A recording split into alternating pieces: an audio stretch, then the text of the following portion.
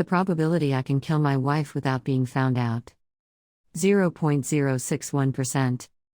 My morning always began with me activating my computer glasses and checking a certain future prediction. Well, I guess that's about right. Lately, I hadn't seen the number it broadcast cross 1%. The probability I can kill my wife without being found out. That was what I had preset the future prediction to calculate.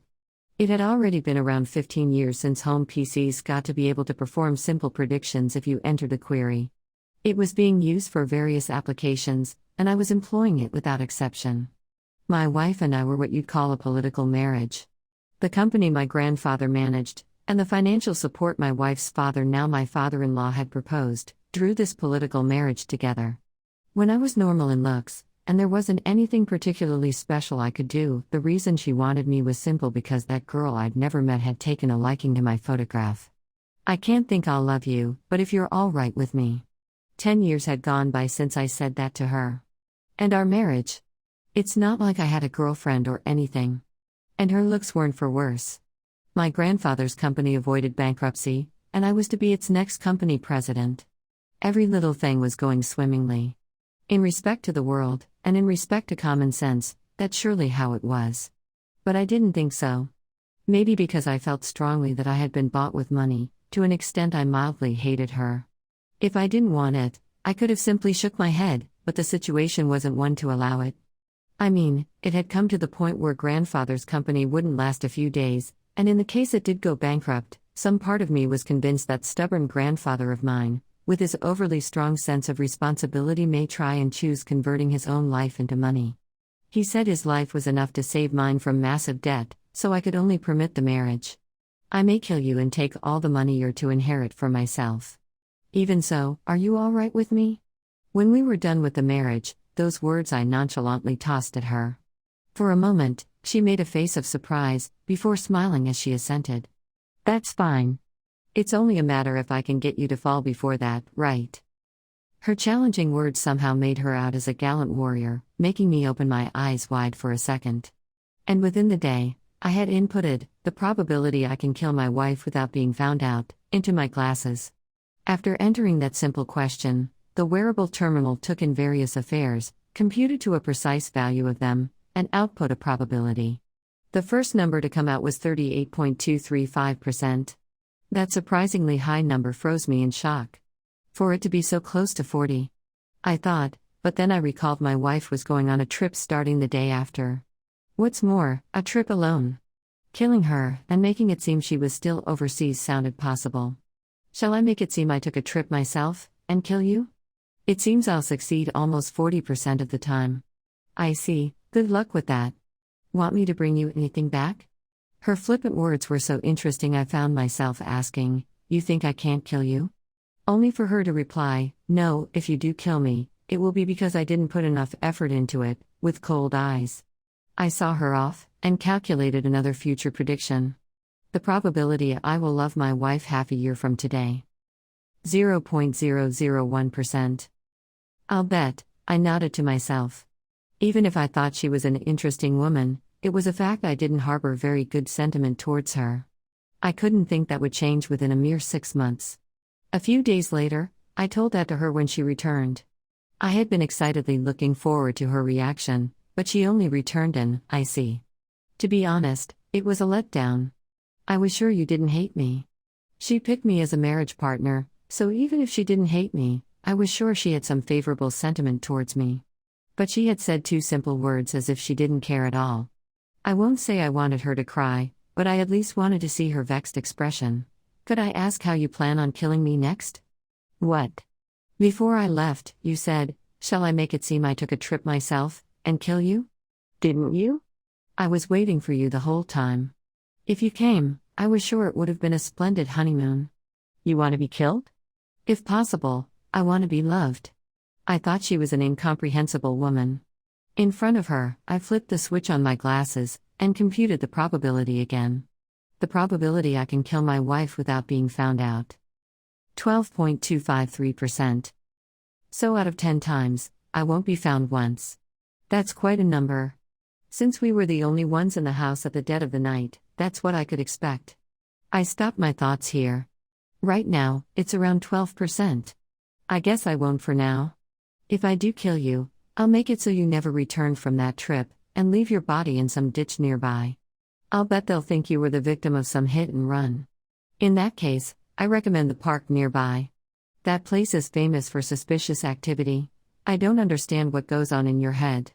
I'm just desperate to get you to love me. When I turned her some dangerous eyes, she gave a light laugh, and handed over a box, calling it a souvenir. I'll throw it away. I gave it to you, so I don't mind whatever you do to it. So to fully answer her request, I threw it into the trash can with good momentum. And triumphantly turning to look at her face, I felt a bit of regret.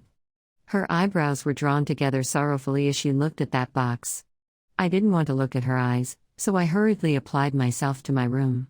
While we were married, of course, our rooms were separate. Because I thought I'd never be embracing her, and was sure she didn't want to be embraced by me either. That brutal lifestyle continued and half a year passed. When my mornings began, before I even left the bed, I'd look up, the probability I can kill my wife without being found out. And after getting up, I'd get my appearance in order, and head to the living room. It was 15% this morning. Oh my, then should I be feeling relieved? You never know. It's possible I laced that coffee of yours with poison. When I brewed it just now. If I prepared it yesterday, it's a possibility. Then I'll keep that in mind. And here's some for you. Thank you kindly. Taking that coffee that obviously didn't contain any poison in hand, I arrived at my seat. From there up to eating the breakfast she prepared was our usual flow. Otherwise, there were some days we wouldn't have a proper conversation, but I had begun, more or less, feeling a sense of comfort at that. Her policy of non-intervention was nice. The breakfast and lunch she arbitrarily made was charming. But that was a different recognition than love, and if I were asked, "Do you love her?" the answer would certainly be a no. And just like that, 2 years went by.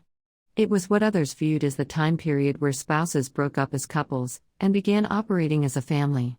She said she wanted to go on a date with me. Well, I don't want to go. But I do. Let's go to the aquarium today. I do not love you. It isn't even a like. But I do love you. And so what, I thought. Why did she think we could get along as a normal couple after so long? My irritation caused me to stare at her in silence. I perceived her easy smile. Are you sure you're fine with that? You plan on letting this chance slip by? What do you mean? If you answer my invitation, you may be able to kill me. I don't just want to kill you. I want to kill you without being found out. If I get caught, there's no meaning. Exactly. Do you remember today's numbers? 5.7. I believe. Right, haven't they been falling lately? Are you sure you're fine with that? If you go places with me, that number may just skyrocket. If we're in a crowd, and you stab my back with a knife that has nothing to tie you to it, you won't be caught. But for that sake, we have to start going into crowds. When we're talking about killing you, you sure are in a good mood. I want to be in a good mood for today. It's all right, I'll leave my back to you. To be stabbed? Oh, you can hold me tight if you wish? Lured by her amused laugh, I formed a smile. In the end, my opposition was overcome, and we went on our first date. We were almost into our 3rd year of marriage. If you only gave me 2 choices of fun or not fun, I'm sure I had fun. It was my first trip to the aquarium in a long time, and I get the feeling I was in high spirits unbecoming of my age. It was a day my heart danced too much for me to check the numbers. And for her, smiling beside me, I wanted to thank her for that time alone. When night came, we ate dinner at home as per usual. It was a bit more extravagant than usual, and looking over the table lined with nothing but my favorites, I finally looked at the calendar. It's my birthday? So you forgot it after all? We were celebrating it every year for argument's sake. Thinking back, I got the feeling there was always a day once per year where my favorite food was extravagantly lined up. Thinking it was a whim, I hadn't been mindful at the time, but come so far, I realized those must have been my birthdays. I won't say thank you. You just did, so that's enough. I don't have the mind to celebrate your birthday. I did it because I wanted to, so you needn't mind it. Thank you for being born. You're welcome. Thinking back, I can understand she was only embarrassed, but at the time I was flustered, and is this woman all right? Was all I could think. As expected, my attitude didn't change, and neither did hers. But once a month, we got around to going out together. For me to kill her. For her to date me. Did I really intend to kill her? If you asked, I would have to answer, I never did from the start. It was true I didn't think well of her, and if she died, then. It's not like I never considered it. But something as high risk as killing her wasn't an option a coward like me could choose so easily. As we become a married couple, it came up as just the right topic of conversation. I'm sure she knew that. She knew, and used it in negotiations. We all acknowledged it, and I hopped on board those bargains. Why was it? I thought I had a slight idea of what it was, but I hurriedly closed the box. I mean, it's been so long. From then on, 2 years passed, and for the marriage, it was our 5th year. Today was 2.564%. The worst. It's way too low. I'm relieved it looks like my peace will go on. You never changed to begin with. You're the epitome of peace. That's not always the case. I cooked today's fish too long and burned it black. Mine looks normal, though. I quickly did another one for you. Just look over here, burnt black. Saying that, she showed the fish on her own plate, and gave a bitter smile. I took her plate, exchanged it with mine, and started on my breakfast. You sure? It's practically charcoal. And are you sure? I may have laced that plate with poison when you weren't looking. If it's poison you said, I'd like to try it. Then go ahead. Thank you for the meal. While eating our usual breakfast, I looked at the clock. Next to the time, it displayed the date. Already 5 years. To be honest, I thought it was time to call it quits. As she ate her breakfast, before her eyes, I did a future prediction. Seeing the numbers projected on the glass's lens, I let out a sigh. 1.524%. As I thought. It was low. What I told her before was a number plus 1. And when I woke up, it had been 1.564%. By the way, that added one was a worthless display of obstinacy. In the past, I had talked with a friend knowledgeable on the future prediction system about the predictions I was doing, and about us spouses.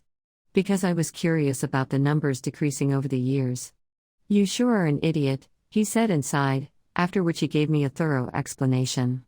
According to him, the probability I can kill my wife without being found out query would start its calculations from the probability the individual who input it was likely to kill their wife. Meaning the rate declining over long years likely indicated a change in my feelings, he said. That's absurd. After that thought crossed my mind, it was followed by, even if that's the case, what do you expect me to do after so long? And it became hard. After saying nothing but cruel things to her, she was always the same, and after ignoring anniversaries, I only put up with whatever she gave me. It was 5 years. 5 whole years. Just what sort of face am I supposed to put on as I tell her I treasure her?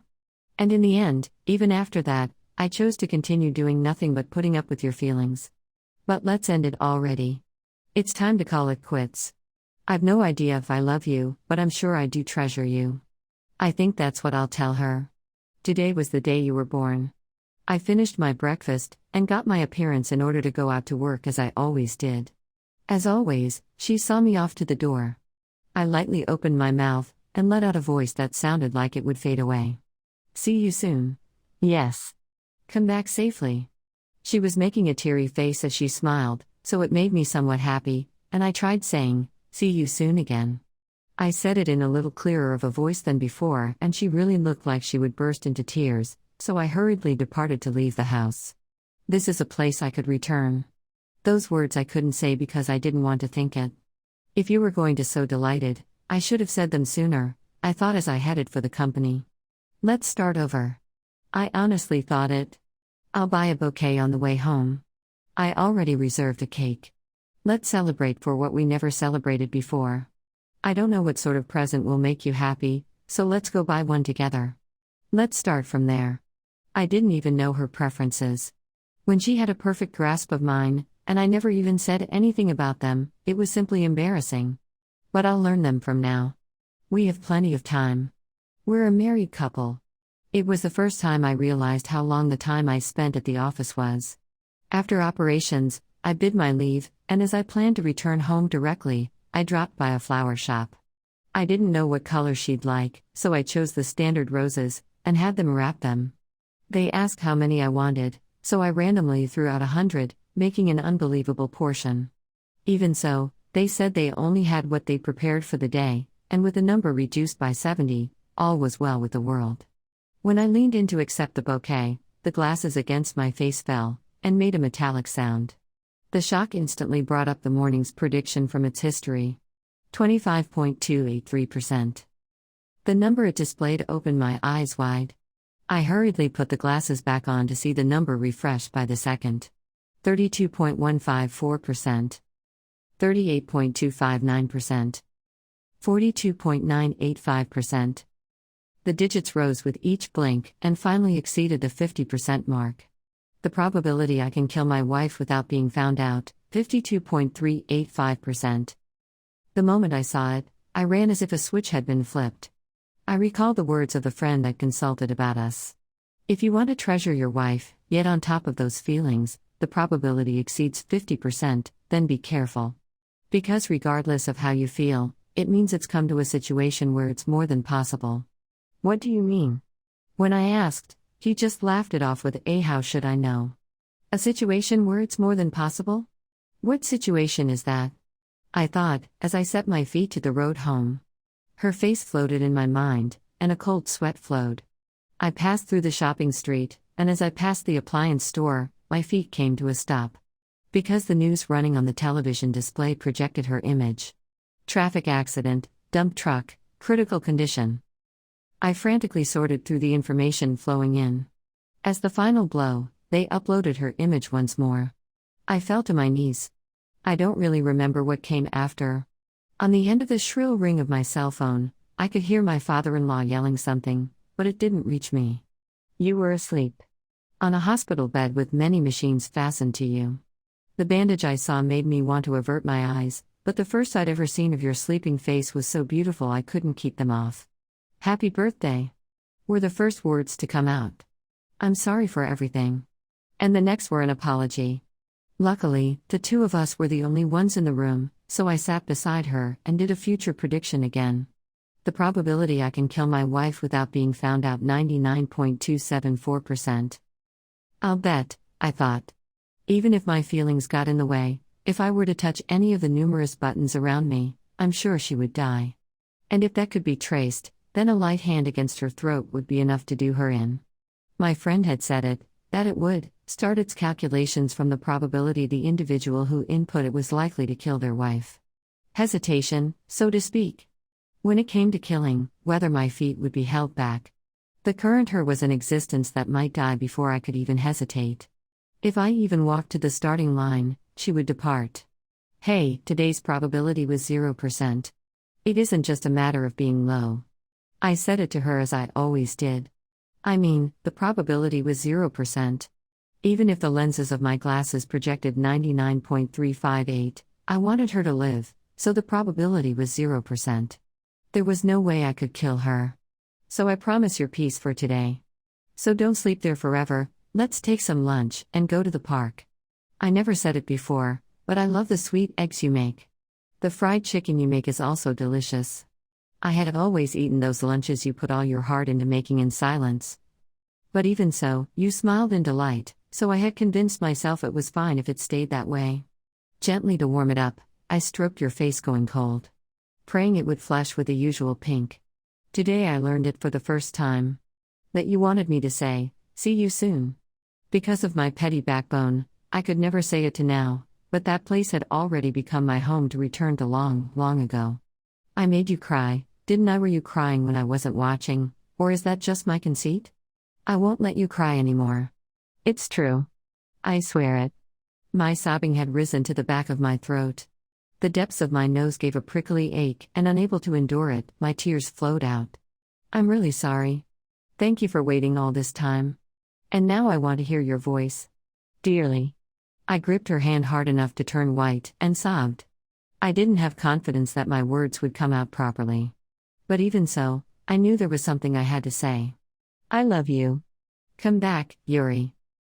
We spent the 6th anniversary of our wedding in a hospital room. Our anniversary and her birthday were close, so it had been almost a year since she was bedridden. In the eyes of the world at large, Yuri had become a human vegetable. I didn't want to use such a disgusting term to describe her, but whenever I had to explain her condition, I was driven to use it out of necessity. I've really got to polish my vocabulary. I got the feeling she gave a greater smile than usual when I said that to her that day. As Yuri had always done for me, I would change the room's flowers every day, and talk to her about trivial things. I'd wipe down her body, and if the weather was nice, I'd open the window and we'd bathe in the sun together. I was learning cooking under one of my subordinates, and I was just getting desperate to have it be the first thing she ate when she woke up. Hey Yuri, today's probability was 0% again. Your piece is safe today.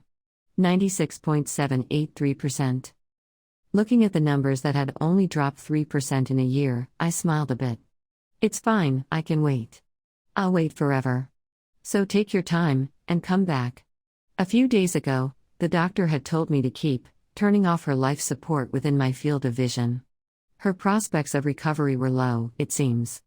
I raised my voice and punched him, but now, I'm properly repenting it. So Yuri, don't be angry when you open your eyes. Half a year later, father-in-law had given up. But I had not. I frantically overcame it whenever I felt I would, and desperately talked to you who wouldn't respond. And another half year, the 7th year of our marriage. Looking at Yuri, who wouldn't respond if spoken to, I thought to the 5 years I wouldn't respond to her. Did it feel like this? To deal with me who wouldn't talk back. Did I have Yuri taste this sense of nihility? Even when it was her birthday, my eyesight was clouding, and there was nothing I could do. Without wiping the tears streaming down my face, I spoke to her. Happy birthday.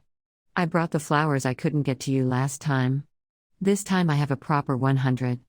Amazing, isn't it? We can go buy a present once you wake up. For 7 years' worth, it doesn't matter whatever you ask for. And I haven't the slightest what you would want. You'll have to tell me in detail next time. Hey, today's probability was also 0%. Why are you still in bed? 92.693. What color do you like? What are your hobbies? 85.696%. What did you do when I was away? What flowers do you like? 68.258%. Show me some pictures of your childhood next time. What high school did you go to? 51.258%. Having come so far, I was taken aback. I hadn't noticed the numbers going down. The number kept dropping, more and more. My heart rate rose in inverse proportion. It couldn't be. 32.258%. 20.258%. 12.258%. 3.178%. 0.001%. Good morning. You sure slept in today. Behind her oxygen mask, her well-shaped lips quietly smiled. Her large eyes reflected me as they lightly shook. Good morning. Masahiro. Her voice didn't come out, but on the shape of her moving lips, I broke into tears. And I was continuing on with my habit. 0.061%. That was today's result. Rising from the bed, I pat Yuri beside me, and today once more, the small life beyond her energetically burst into tears.